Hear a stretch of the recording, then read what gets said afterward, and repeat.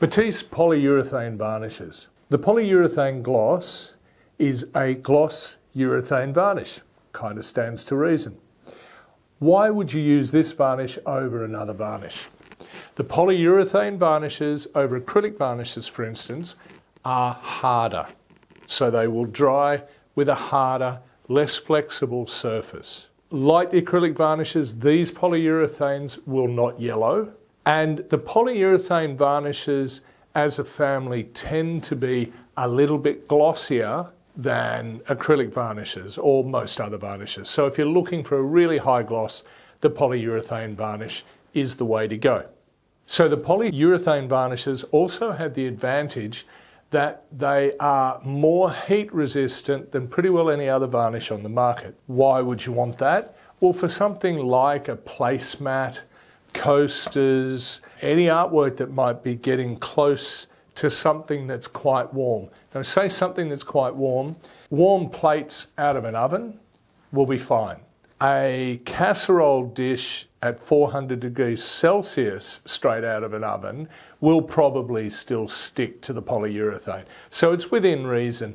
Up sort of below 100 degrees Celsius should be okay, but they're not completely heat resistant.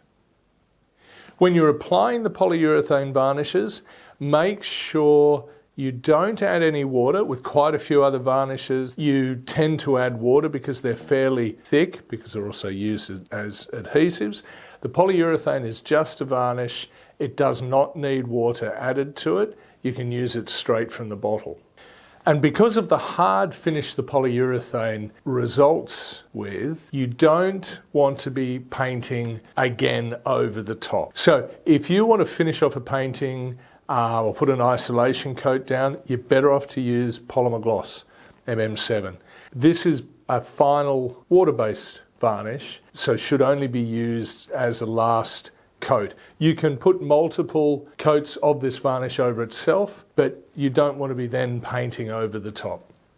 So while this is a really hard varnish when it's dry, and so using it for utility pieces mainly, you can also use it on sculptures or any painted finish where you want a really hard finish. But if that finish is going outside, we would still recommend putting the terp-based varnishes over the top of this.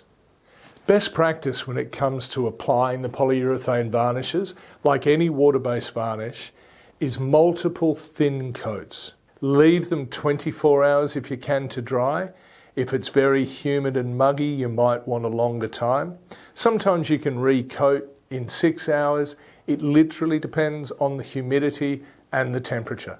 So if it's reasonably dry and not humid, 6 hours might be fine. If it's quite humid or quite cool, then you might need to leave it the full 24 hours, possibly even longer.